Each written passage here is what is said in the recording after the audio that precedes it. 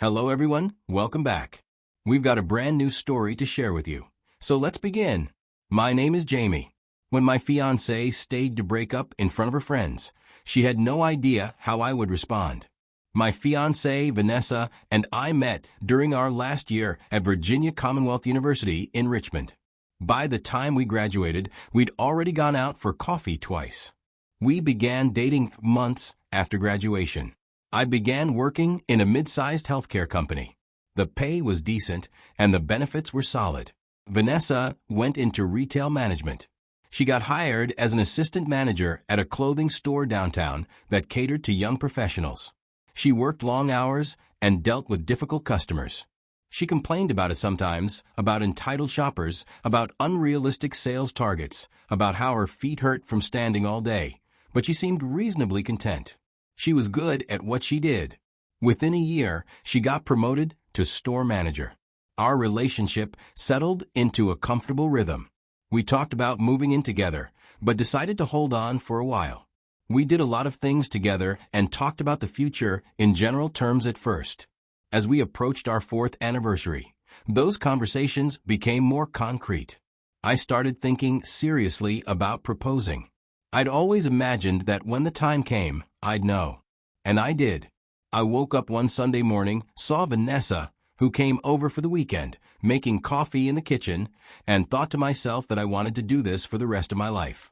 I started planning shortly after that. The first thing I did was research engagement rings. I knew nothing about diamonds or jewelry. I spent hours reading articles, watching YouTube videos, and learning about the 4Cs: cut, clarity, color, and carat. I set a budget of $1,000. That felt reasonable given my salary and savings. I didn't want to go into debt for a ring. I visited 3 different jewelers over the course of 2 weeks. I asked questions and compared options.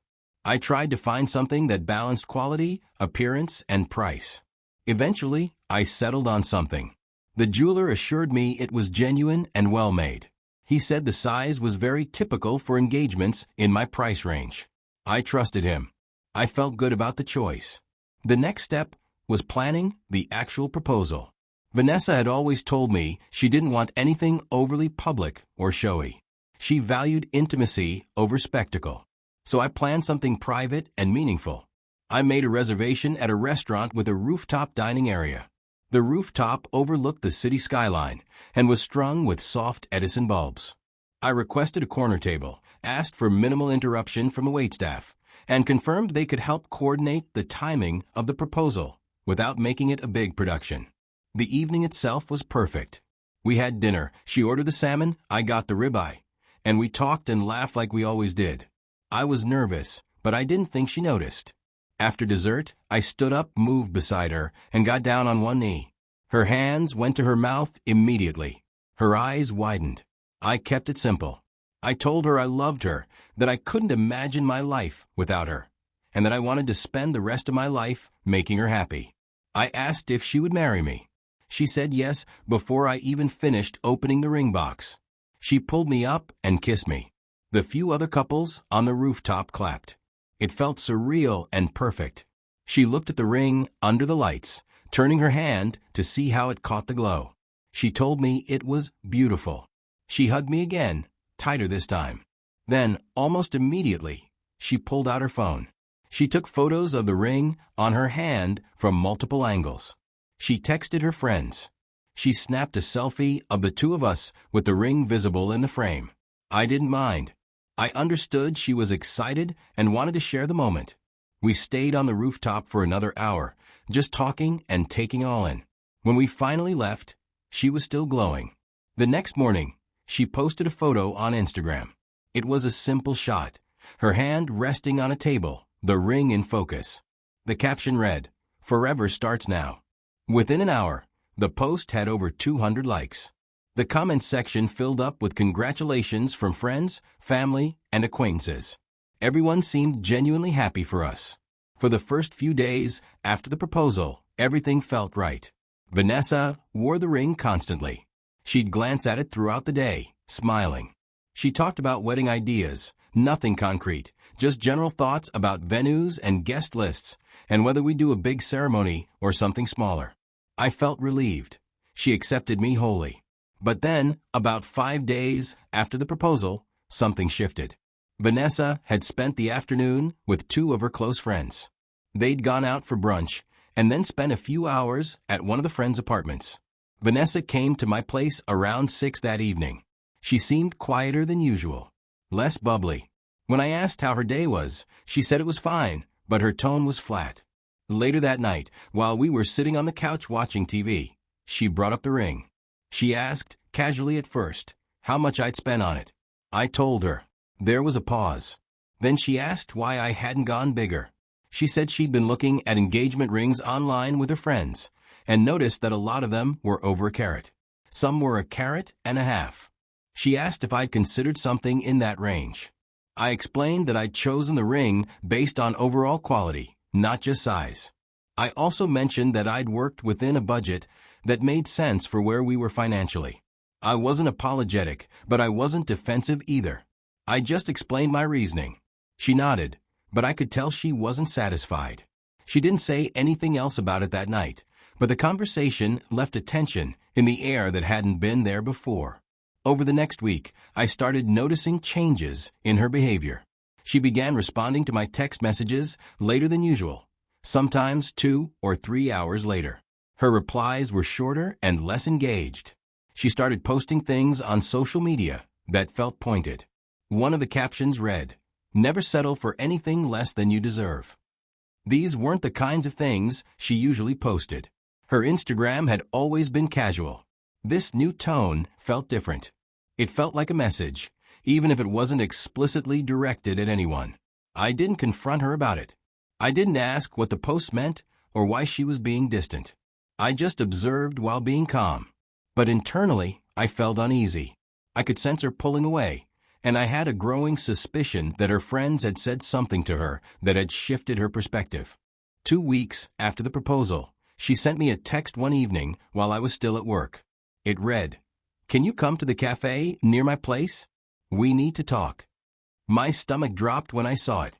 "We need to talk" is universally recognized as a precursor to something bad. But I didn't let myself spiral into worst-case scenarios.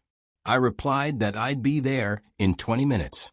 I left work a little early, got in my car, and drove to the small cafe near her apartment that she'd mentioned. It was a place we'd been to a handful of times before. When I walked in, I spotted Vanessa immediately. She was sitting at a table near the large front window with some of her friends. The 3 of them had drinks in front of them already. They were relaxed and casual, like they'd been there for a while. The moment I approached the table, the mood shifted. Vanessa's smile faded. The friends were quiet, but didn't leave. They stayed seated, settling back into their chairs like they were audience members about to watch a performance. I realized pretty quickly that this wasn't a coincidence. They were here intentionally. This was staged. I pulled out the empty chair across from Vanessa and sat down. No one said anything for a moment. I asked if anyone wanted me to grab them anything from a counter, trying to break the tension. Vanessa shook her head. I went to the counter and ordered a black coffee. When I came back to the table, the silence was even heavier. Vanessa started with small talk. She asked how work was. I said it was fine. She asked if I was tired. I said a little. The conversation felt forced and awkward, like we were strangers making obligatory pleasantries. Then, after some minutes of this, she straightened in her seat, folded her hands on the table, and her tone became serious. She said she'd been doing a lot of thinking over the past couple of weeks. She said that maybe things between us had moved too fast, that maybe we'd rushed into the engagement without really being sure, that she wasn't certain this was working the way it should. I didn't interrupt. I just listened, keeping my face neutral, my hands wrapped around my coffee cup. She continued. She said she cared about me, but that she didn't know if we were aligned with each other. She said she needed to be honest about her feelings. Then she reached up and slowly pulled the engagement ring off her finger. She placed it on the table between us, right next to the sugar packets. She looked at me and said, "You're a good guy, but this ring doesn't even look real and befitting to me." I can't wear this." I heard a muffled giggle from one of her friends. Out of the corner of my eye, I saw the other holding her phone, angled slightly toward us. She was recording. For a moment, I just sat there. Not because I was shocked or hurt. I'd already suspected something like this was coming based on how she'd been acting. But because I wanted to make absolutely sure I didn't react the way they were expecting me to. They wanted a scene. They wanted me to get defensive, to argue, to beg, to make this into a dramatic moment they could dissect and share later. I wasn't going to give them that. Instead, I took a slow breath, looked down at the ring on the table. Then I looked back up at Vanessa. I gave a small, calm smile. Then I reached across the table, picked up the ring, and slipped it into my pocket. I said quietly and evenly, "Done. Enjoy your freedom." Then I stood up, walked over to the counter, pulled out my wallet, and paid for my coffee. The barista asked if everything was okay. I said it was fine and thanked her. Then I walked out the door. I didn't look back. I didn't say anything else. I just left. Behind me, I heard the scrape of a chair and one of her friends' voices, confused and slightly panicked. "Wait, is he seriously just walking out?" I got in my car, started the engine, and drove home. The entire drive, I felt numb. When I got back to my apartment, I sat on the couch in silence for a long time, staring at nothing in particular. The next few days were quiet. I didn't text Vanessa. I didn't call. I didn't check her social media. I went completely silent. I blocked her friends on Instagram and Facebook. I didn't need to see whatever narrative they were constructing or how they were framing what had happened. My new activity consists of going to work, coming home, and going to the gym. I kept myself busy with routine and structure. 2 days after the cafe incident, I took the ring back to the jeweler. I walked in with a small black box in my jacket pocket. The same man who'd sold it to me was behind the counter. He recognized me immediately. I told him, briefly and without unnecessary detail, that the engagement had ended and that I wanted to return the ring. He was understanding. He didn't ask for the full story. He inspected the ring to make sure it was in the same condition I'd purchased it in, which it was. He explained that their return policy included a 15% restocking fee, which I'd agreed to when I bought it. He processed the return and handed me a check. I'd lost a couple of dollars, but I didn't care. Keeping the ring would have been worse. I thanked him and left. I didn't tell Vanessa I'd returned it. She didn't need to know, and I didn't owe her an explanation. For the first few days after the cafe meeting, I think Vanessa expected me to reach out, to try to talk things through, to fight for the relationship. When I didn't, the silence must have started to feel heavier than she anticipated. About 5 days in, she posted a photo on Instagram. It was a picture of her and a friend of hers at some trendy brunch spot, mimosas in hand, both smiling. The caption read, "Moving forward and living my best life." I didn't react. I didn't like it. I didn't comment. I didn't even look at it for more than a second. A week after the cafe incident, my phone buzzed with a text from Vanessa. It read, "Hey, when are we going to the jeweler? I didn't mean to offend you." I stared at the message for a moment, then typed a reply, "There's no jeweler. It's over. I already took the ring back for a refund." I hit send and set my phone down to continue what I was doing. Within 3 minutes, my phone started ringing. Vanessa's name lit up the screen. I didn't answer.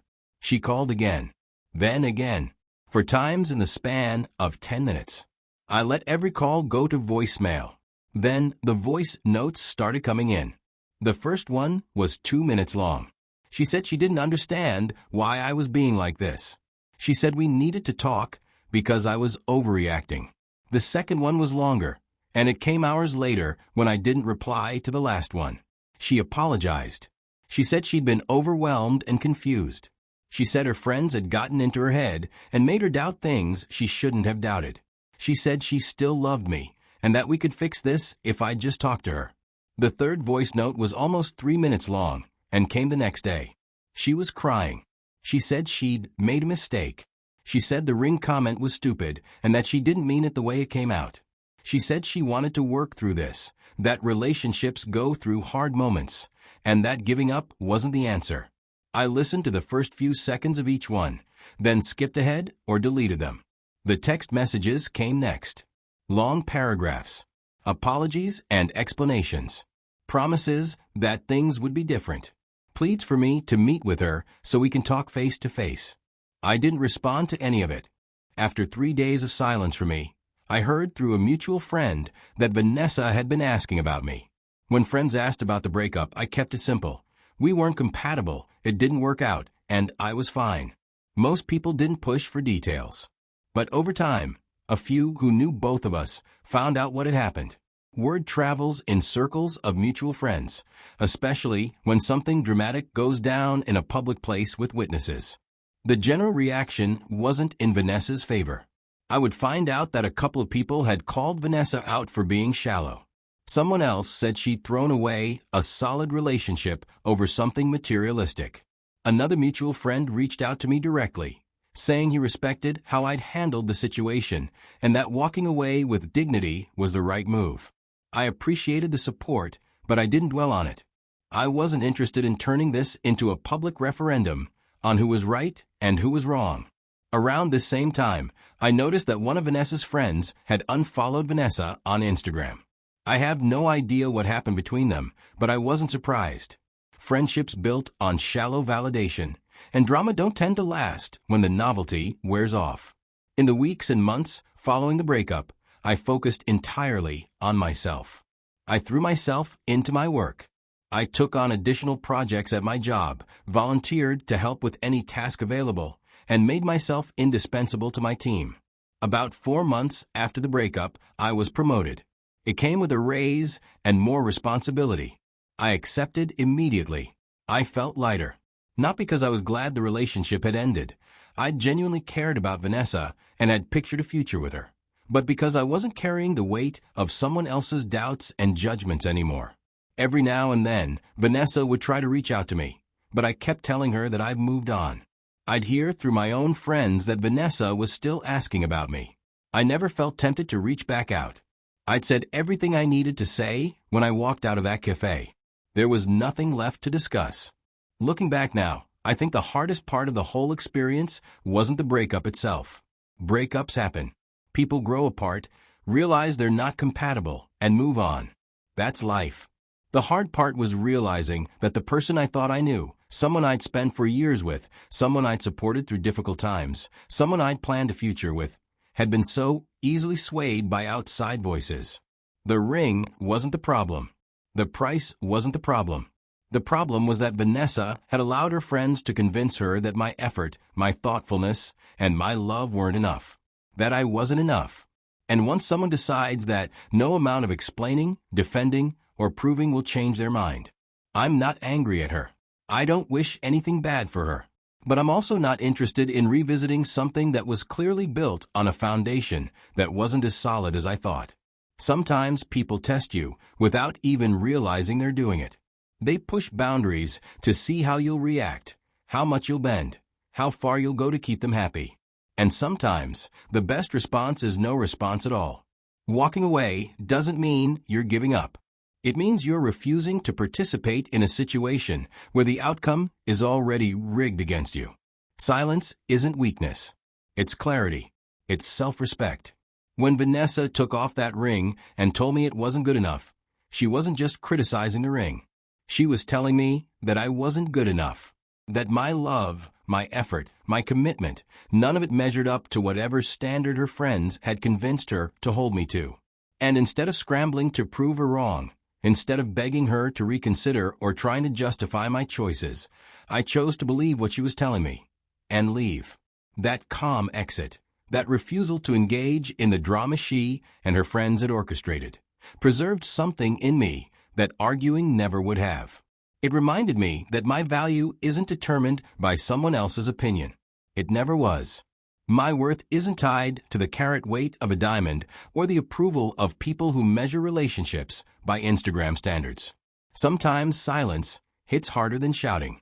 When someone tests your worth, the best answer is to walk away, not to prove them wrong, but to remind yourself you were never the problem. I don't know where Vanessa is now. I don't check her social media. I don't ask mutual friends about her. I've moved on in every sense of the word. But I do know this. I'm better off. I'm happier. I'm more confident. I'm surrounded by people who value me for who I am, not for what I can provide or how impressive I look on paper. And I didn't have to raise my voice, make a scene, or compromise my dignity to get here. I just had to know when to walk away.